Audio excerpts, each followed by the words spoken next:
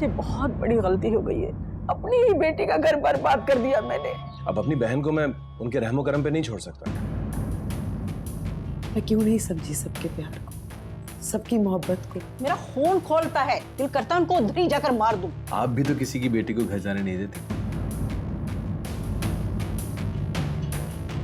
जो दिल पे हाथ रखती है। देखिए ड्रामा सीरियल आँख की आंखें के बुध की रात 8 बजे सिर्फ TV1 पर। आपसे रिश्ता है प्यार का। और जी वंस अगेन वेलकम बैक। और आज रात 8 बजे सीरियल का आप आखिरी एपिसोड देखेंगे। ऑब्वियसली इस कहानी का अंजाम क्या होगा कुछ नहीं पता है।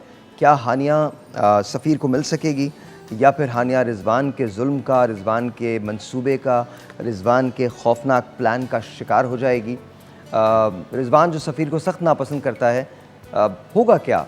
हानिया और सफ़ीर ने एक दूसरे को हमेशा से प्यार किया है, लेकिन क्या इस प्यार को आज अंजाम मिलेगा या फिर आज हमेशा हमेशा के लिए हानिया और सफ़ीर एक दूसरे से जुदा हो जाएंगे?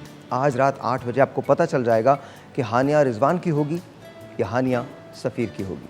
ब्रेक है। Are you serious? ब्रेक है। वक्फा जी मुल्क में होता है ब्रेक के बाद।